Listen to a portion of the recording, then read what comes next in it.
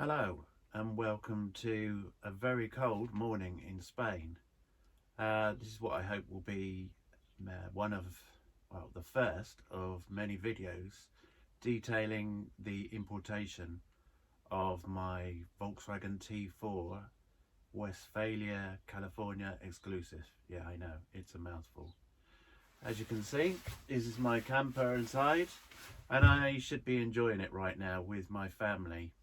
But for one reason, Spanish importation rules. Now, if you've ever delved into any form of Spanish bureaucracy, it's not for the faint-hearted. You've got to have a fairly good grasp of the language. You'll get yourself just wrapped up in circles. You've got to be able to understand what they are telling you.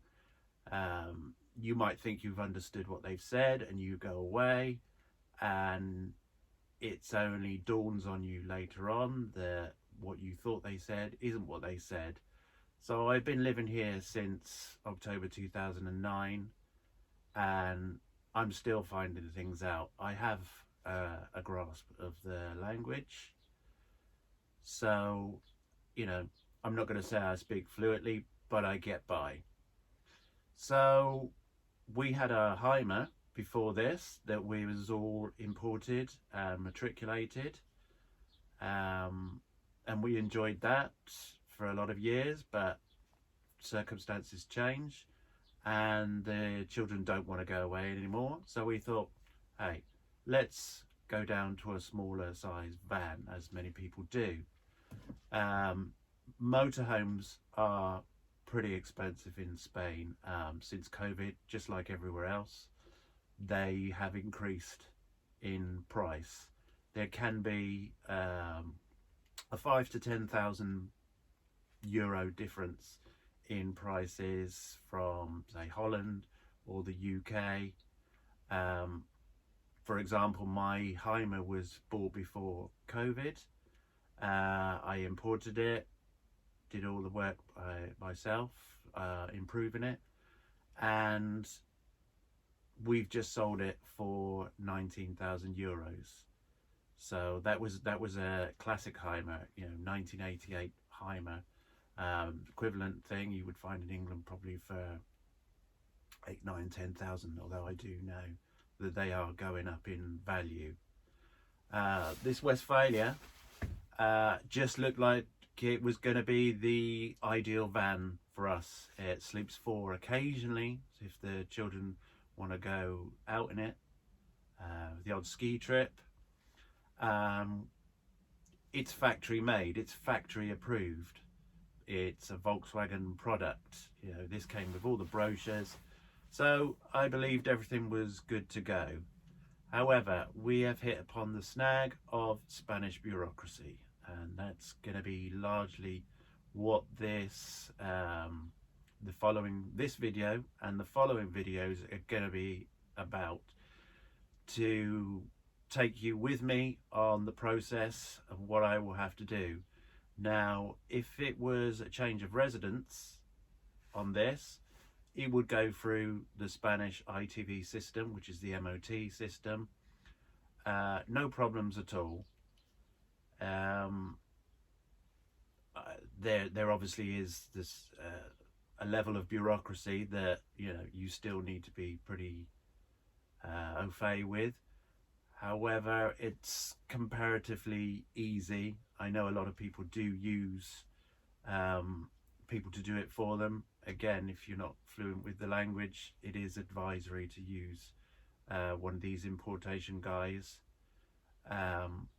But this one, we have found out, even though all the later T4s are EU approved, this is actually what they call a long nose T4. This one is before EU approval, so it hasn't got the E1 on the beginning of on the VIN number, which is what the Spanish want. The Spanish have been very clever with this. They they still have a lot of remnants of when they were in a dictatorship. They make things very hard. As I said, bureaucracy is made very hard, whereas most countries, including the UK, it's pretty easy. You will never have to go into an office to import something. In Spain, you have to pretty much go in an office for everything. You give your national identity number pretty much every day to a lot of places. You can't get anything done without your national identity number. So I've had residency here for a few years. I thought this was going to be no problems to get in, hence buying it. I messed up. It's on me. I really did mess up. I wasn't aware, as I go back to the factory issue, I bought a van because I knew that custom built motorhomes weren't allowed in.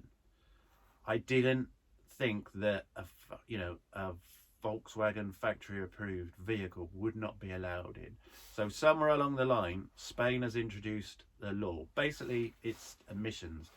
All the countries are doing their own little things, nipping around the edges to try and get their emissions down. This is exactly the same van, as I say, as the ones that are going around Spain. There's no difference. There's any amount of T4s going around, but they don't want any more vehicles coming in. So at first I got pretty scared. Yesterday I went from up here to down here to back up here again with things I was being told yesterday. So the upshot is I need individual vehicle homologation for this. Now this means I need to go to a laboratory, not just any normal ITV MOT station here. This is why I will need someone to help me do this. Even though the information is available on the internet, I've ordered a Volkswagen certificate for this vehicle, hoping that would aid the process, because it gives all the axle dimensions, tire sizes, everything. It's like a birth certificate for the car. And so I ordered that thinking that would be all right, good to go. However, I need what is called a ficha reduida, and I need this just to be able to move this van around, because I can't get insurance. At the moment I have the Dutch export plates, which allow you to transit for 14 days.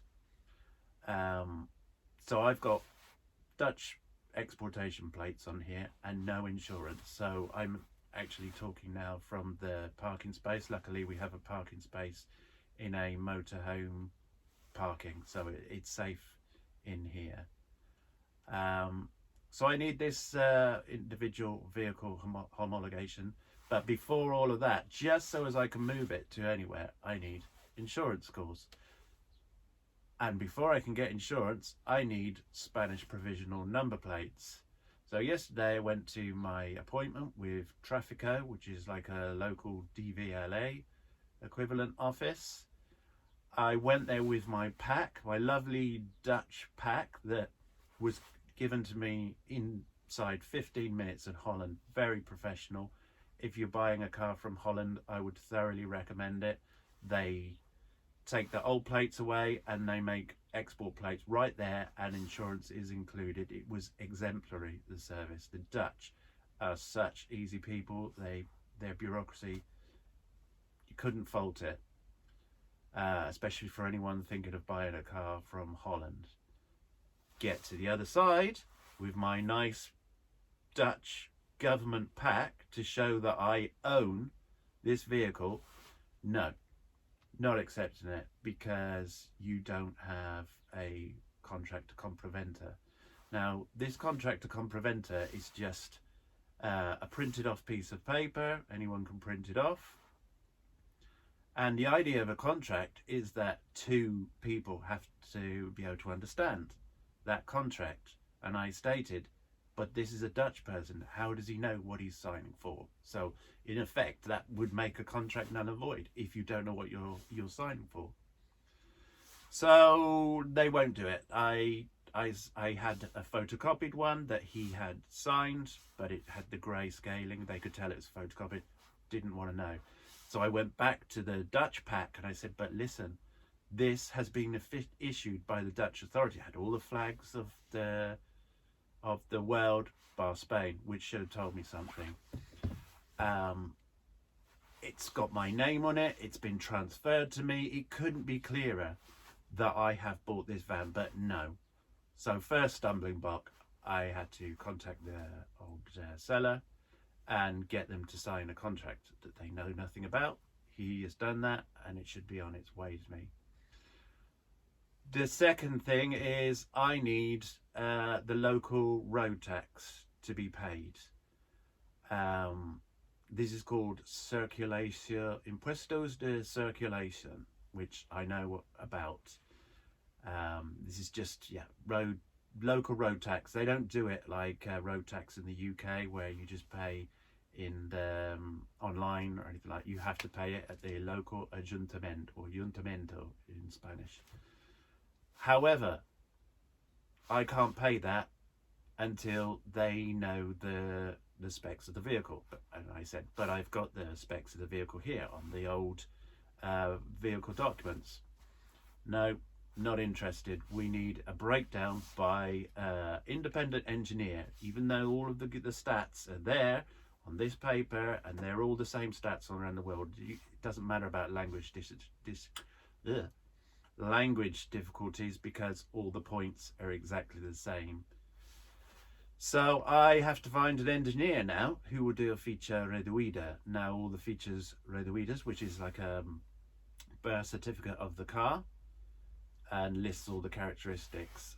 All the people online want a certificate of conformity because it's just easy for them. So I have to find someone that will do it and listen to, it's case by case. Listen, I can't move this vehicle.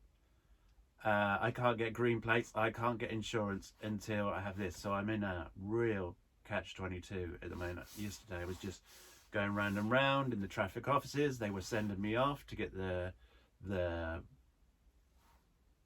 taxes paid. I even gave them the number of the ayuntamiento, the town hall, saying that they said they can't do this. You can't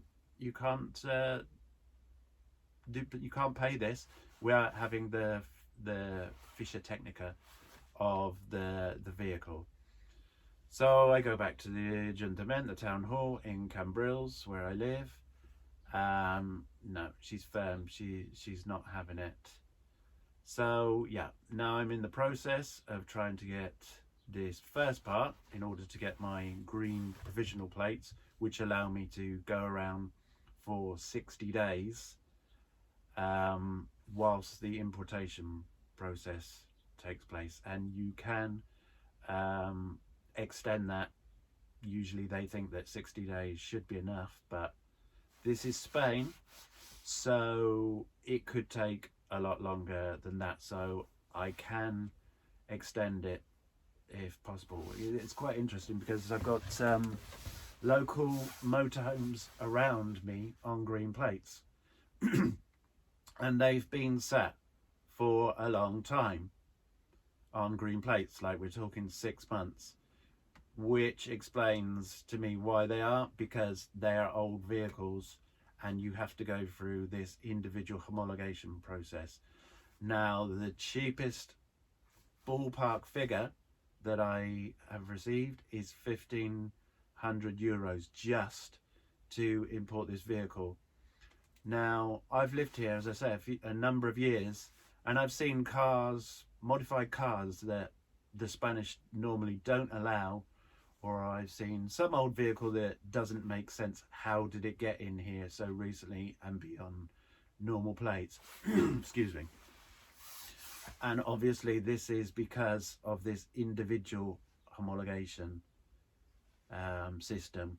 So this is Spain's way of deterring most people from bringing their vehicle into Spain. Obviously, if you bought, I don't know, let's say for example you bought a BMW in Holland or Germany and it's just on, say, 97, 98, then you're going to get it here. You're going to think, wow, yeah, I bought a BMW abroad and it was so much cheaper here in Spain. When you get here with it, they're going to say, no, it hasn't got a certificate of conformity, or go through this individual homologation process, which is not for the faint-hearted and costs $1,500 plus importation taxes. There's a whole load of VAT and other taxes to pay on top of that, which if you do a change of residency, you escape a lot of taxes because you're bringing with you personal goods. But if you go to another country in Europe and and you're resident here and you buy a car, then you have to pay all the normal importations, even though in Spain or in Europe there is free movement of goods in Europe. So this is just Spain paying a little bit dirty and keeping out cars, majority of cars that it doesn't want. So yeah, that's how come you see all these old American cars, or you know, old trucks or whatever, going from a certain period of time because the owner has invested the time and the money homologating their car individually in order to get normal Spanish plates, because you can get historic plates, which is a lot cheaper. However, this van is from '96, so it doesn't qualify, and to be honest, I don't really want to go historic with it, which I could say, hey, let's wait till '96. That's still a long time, but that is something you could do. They've cheapened the process of historic, but there is rumours going around that you will only be able to use it for a maximum of 90 days. There's government is making noises, much like across Europe, the UK, about older vehicles. So that's another thing to look out for. Everyone thinking, hey, historic vehicle, cheap, you know, there's a lot of advantages to it, but you may only be able to use it for 90 days. I've got a Vespa, for example, which they could make me do historic, and I use that to get around a lot of places on a day-to-day basis. Scooter is the best thing for getting around in Spain. That would not help me at all. That would make me, I just have to think about selling it and getting something new, which I don't want to do. But that's just the way that the world is moving. They're trying to push us out of older vehicles and into newer, non-polluting vehicles. Even though most intelligent people know that anything that is here already, that already exists, has not been mined out of the ground, it's not being produced from zero, is, in the grand scheme of things, not polluting. And the other thing we know is that there's a lot of industry in the cities and they're polluting far more, but that's just my personal opinions. So that is where I am. Like I say, hopefully I'll be able to make more videos, overcome my shyness for being in front of the camera, and just hopefully this helps anybody that's on a similar journey or wants to buy one of these Westfalia T4s or any other car. The system would be the same. So from my newly acquired T4 that I can't currently use, thank you. As I say, I hope this will be the first of many videos. Please do like and subscribe. Thank you. Bye bye.